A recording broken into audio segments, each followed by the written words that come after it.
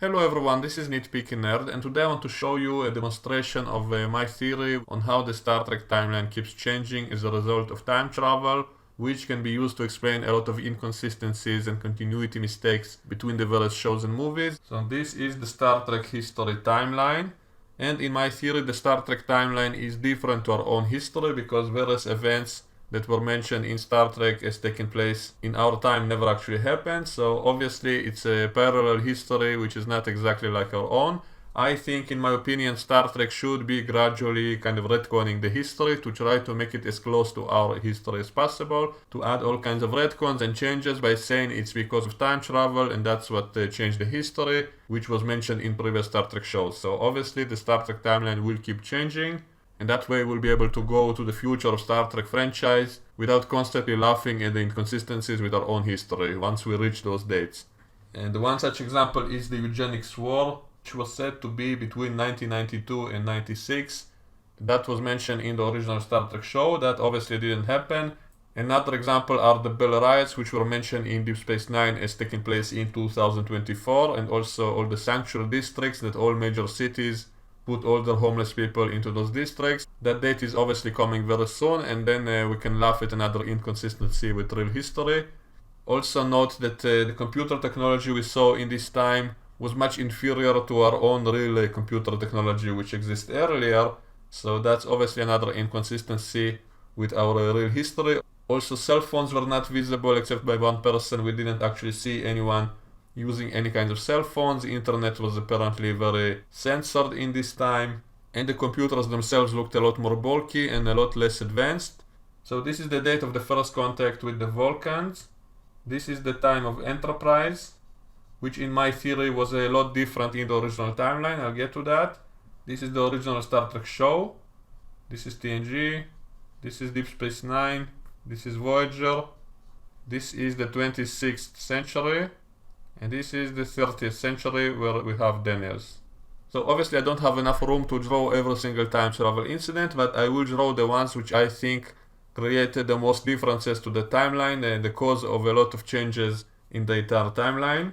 One of the big ones in my opinion was in the movie Star Trek 4, in which they went back in time to the 1980s and they introduced new technologies to the past. Scotty gave the knowledge on how to create transparent aluminum, and Chekhov left his phaser and his communicator in the hands of the US Navy in the 1980s.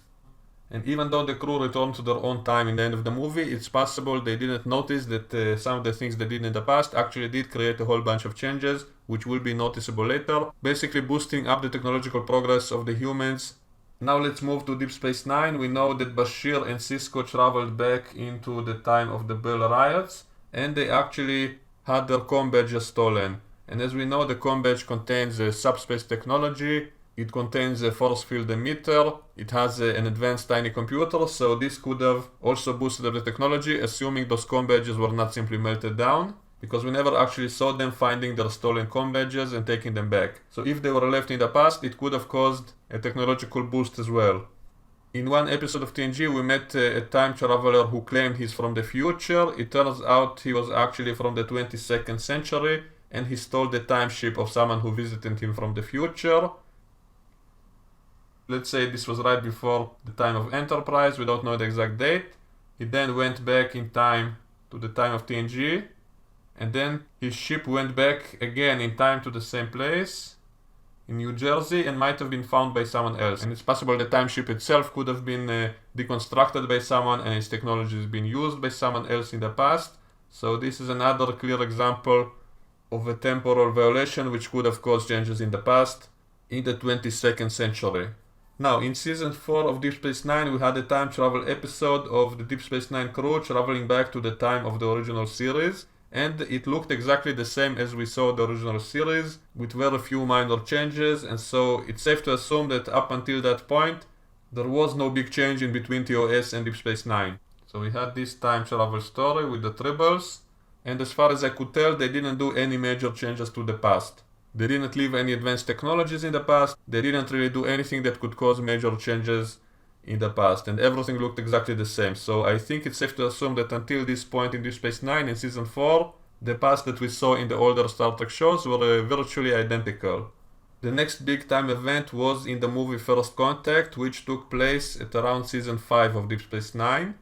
And in the events of that movie, the Borg actually traveled back in time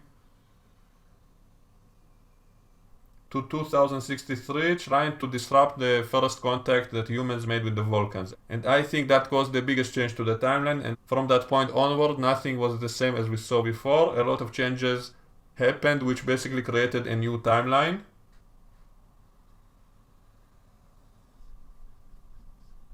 What are those major changes? Well, obviously the Borg attacked and killed some people in the past. We also know that a few of the Borg survived in the Arctic. We see that later in Enterprise. I'll get to that. And we know that Zefram Cochrane actually saw the Enterprise E. We also know that his partner Lily was actually on the Enterprise E, and she also had a close look at various ship models in Picard's observation lounge. And Picard even gave her a Starfleet pad, and he never took it back, so it's possible she actually got her hands on future technology of the pad itself, and also some information that might have been on the pad. And she also was roaming around the ship for a while before Picard met her, and so it's possible she might have lifted some more information from the future. And obviously Zefram himself saw the design of the Enterprise. So I believe this is the biggest change, because when Zefram later helped design the NX-01, both him and Lily could have introduced some of the future knowledge about how starships should look like, and that explains why the Enterprise NX-01 looked more like the Akira class in the future compared to how it should have looked like we saw in the motion picture. We saw all the ships named Enterprise, and the one before the original series Enterprise looked a lot different than the NX-01. It looked more like a Vulcan ship. That's a strong indication that since First Contact, we are witnessing a new timeline, which is a lot different, because in this timeline we have the NX-01 looking like we saw it in the TV show. It's possible that in the original timeline some of the events were the same, but the Enterprise ship itself looked a lot different and had less advanced technology, also a result of those other incursions I mentioned, which also happen in the new timeline. Also in the Enterprise show, we are told there are actually temporal manipulations being caused by agents from the future, so we often see Daniels and other time travelers messing up the timeline in the 22nd century. So we have a bunch of time travelers causing changes in this time period. But before all of this, I also want to mention something that happened in Voyager.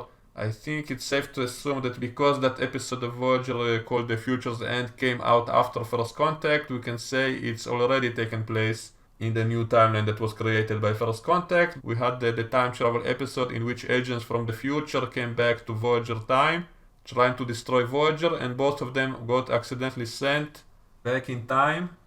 Voyager landed somewhere in 1996, and the time ship landed in 1967, where it was found by a guy called Starling, who used technology from the time ship to boost up computer technology. And it was later said by Janeway when she saw that in 1996. She said the computer age of the 20th century happened as a result of the changes that happened in 67 as a result of the future time ship going back to that time period. So it's safe to assume all of this caused a major change in the timeline. There was a computer age which made all the computers much more similar to the way we know computers today, and this could explain how come computers are much more advanced. So all of this caused the computer age, which is much closer to our reality. In our timeline, our history, we obviously have advanced computers which look much more advanced than the ones we saw in TOS and Deep Space Nine. So in my theory, TOS was in the original timeline in which computer technology was far less advanced.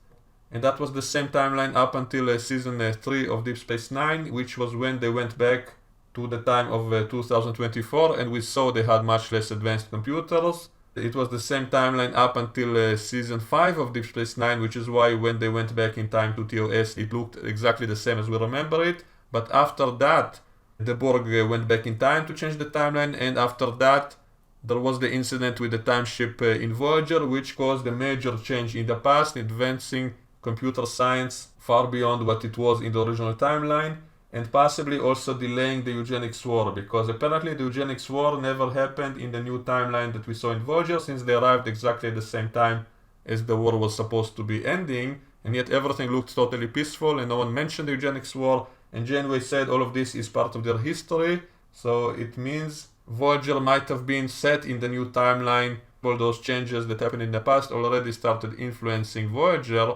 which can also explain how come the computers in Voyager seemed a lot more advanced than the one in Deep Space Nine. For example, in one episode, Bashir said he cannot show someone how his child would look like in the future, and in Voyager they could do that. They could actually simulate someone's genetic makeup and show how he would look like before he was even born. And so obviously the computers in Voyager were much more advanced than in Deep Space Nine.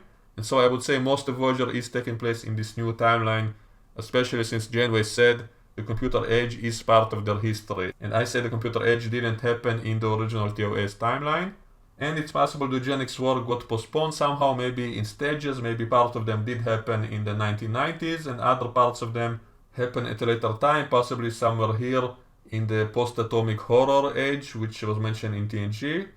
And also in Deep Space Nine, they said the eugenics war happened 200 years ago, so that would make it, let's say, a few decades before the events of Enterprise, somewhere in the early 22nd century. So that was mentioned in season 5 of Deep Space Nine, which was after that time traveling, which changed the timeline with the computer technology. So we can say that event also somehow postponed parts of the eugenics war, so there wasn't as much damage to the planet. And maybe the nuclear war of 2063 was also part of all of that. So anyway, we now have the new timeline with the more advanced technology thanks to the computer age, possibly thanks to the changes caused by the time traveling in Deep Space Nine, the stolen comm badges, Chekhov's stolen phaser and communicator, Scotty giving advanced knowledge like the transparent aluminum. All of these changes could have affected the new timeline as well, even though I said they are taking place in the original timeline, but the time traveling itself would still be taking place. So even though we didn't see those new versions of the events, all of this is taking place roughly the same way. That means the time travel still happened in a new way which we didn't see. So the same events happened. I think in season 4 of Deep Space Nine they actually mentioned again the fact that Sisko replaced Gabriel Bell in the 2024 incident. That was seen by Quark in season 4 of Deep Space Nine. So we can say that even if the timeline changed, those time incidents still happened roughly the same way. So that means that advanced technology that I mentioned also went to the new timeline as well. And then the biggest change is Zephyr, Cochrane and Lily possibly using the knowledge they had from meeting the Enterprise E into designing the NX-01. And on top of that we have the temporal agents from the future such as Daniels going back to the time of Enterprise and leaving them advanced technology.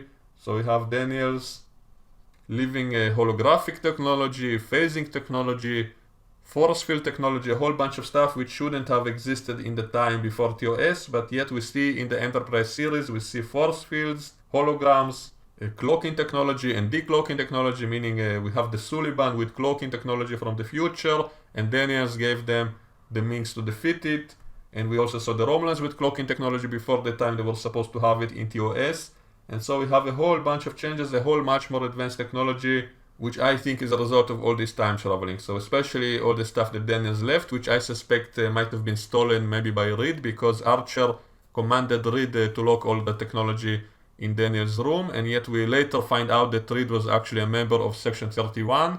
So I suspect maybe Reed is the one who actually took some of those devices, possibly scanned them, sent that knowledge to Section 31. It also might explain how Reed was later able to introduce holographic technology and force field technology to the Enterprise right after all those events with Daniel's room being sealed by Reed. And so I strongly believe that this explains how come Starfleet had all of these things before the time they were supposed to. And other species also had stuff like that as a result of Future Guy and the Suliban and all of those other factions which also tried to manipulate the timeline. So that explains why technology became much more advanced in the past compared to how it was in the original series. So let's say TOS is supposed to be taking place somewhere here. So the new version of TOS will have much more advanced technology than the one we saw in the original timeline. And maybe this explains what we saw in Star Trek Discovery, which was taking place 10 years before TOS, and yet they had a whole bunch of technologies which TOS didn't have. So Klingons already had cloaking technology before they were supposed to have them, and Starfleet knew about cloaking technology before they were supposed to know about it in TOS. Holographic technology was much more advanced, force field technology, the shuttle base in the original TOS did not have force fields, and yet suddenly they do have force fields. Shuttles have a warp drive, and computer technology, advanced AI, obviously much more advanced than how it was supposed to be in TOS. And also we have the time travel incident of Nero, which is taking place somewhere after Voyager. After Romulus was destroyed, Nero traveled back in time to somewhere before STD, I think, and that created a different timeline. So for some reason in this case, it did not affect the same timeline, so it created an alternate universe, basically, a parallel universe, where he destroyed the Kelvin, and this is basically the JJ movies. And we saw the technology was far more advanced in the JJ movies compared to how it should have been in TOS. So all of this is because this is taking place in that new timeline that was caused with all these changes, and especially First Contact, the temporal Cold War in Enterprise, and after that Nero going back in time with his future technology. Possibly that affected some of the changes because the USS Kelvin encountered his ship, maybe scanned it, took some of his technologies, some of the knowledge from the future, and all of that explains why the technology in the JJ movies were much more advanced than the one in TOS in the original timeline. So it's all because it's taking place after all these changes. And in fact, Captain Archer was specifically mentioned in the JJ movies as being an admiral and with the dog and all of that. So Archer existed in the past of this timeline. So that probably means all the changes I mentioned are still in effect in this new timeline. Archer was also mentioned in Star Trek Discovery, and they specifically mentioned the fact that Archer was the last human who visited the planet of the Klingons, which I remind you only happened as a result of the temporal Cold War. Because we know that future guy from somewhere before the time of Daniels in the future, he was traveling back in time, trying to cause havoc in the Klingon Empire, and as a result of that, the Enterprise went to the Klingon planet. And it was mentioned specifically in Star Trek Discovery that Archer and his crew were the only humans who visited the Klingon planet a century ago. So that was a direct reference to the events of Enterprise, which, as I explained, is taking place in a new timeline with more advanced technology. And therefore it can explain why the technology in Star Trek Discovery is also much more advanced than compared to the original timeline. So this is all a result of all this temporal manipulation, all these time travel stories that took place, we can say, before in a different timeline, which we witnessed as we were going, because we see all the time travel episodes happening, and even though we keep watching the same series and we don't notice any differences, but we can say this is all kind of accumulating effect. So because of all the time technology being left in the past all the time, because of all this time traveling, altering events in the past, a new timeline keeps getting created, and even though we know there are temporal agents in the future, it's possible they don't go back to fix every single incident. Maybe they only go back if something catastrophic happened, and if not, they sometimes allow these changes to remain. Also, I speculated in a video that maybe they are basically Section 31 in the future. Maybe they want to manipulate events in the past. If those changes help humanity, if it boosts up the technology that humanity has, maybe they don't bother to try to change it because they think it's for the best this way. And so all of this explains why the technology in the JJ movies, in the Kelvin timeline, as well as Star Trek Discovery, is much more advanced to how it should be in the time period. And obviously everything that follows will also have much more advanced technology. And these are two separate timelines, the Kelvin timeline, which are the movies, and the new STD timeline are separate. They are not the same, despite the similarities visually, which might be explained by the fact that they both began from the new timeline with Archer, with the NX-01, getting all these advanced technologies from Daniel's room, holograms, force fields, cloaking technology, advanced AI. Now the JJ movies are probably not going to be continued, so we can say maybe someone went back and prevented Nero from coming to the past, and so we can say this timeline will get cancelled, and what we'll be left with is the Star Trek Discovery timeline, and the new Picard series will most likely be taking place in this new timeline, but since it will take place after the events of Deep Space Nine and Voyager and all the movies, then we can say it will be somewhere here, and we can simply assume all the advanced technologies are a natural progression of the original timeline, but most likely there will be all kinds of inconsistencies with the old timeline, so we can simply explain them away by saying the new Picard show will be set in the new timeline, which was a result of all the stuff I mentioned before.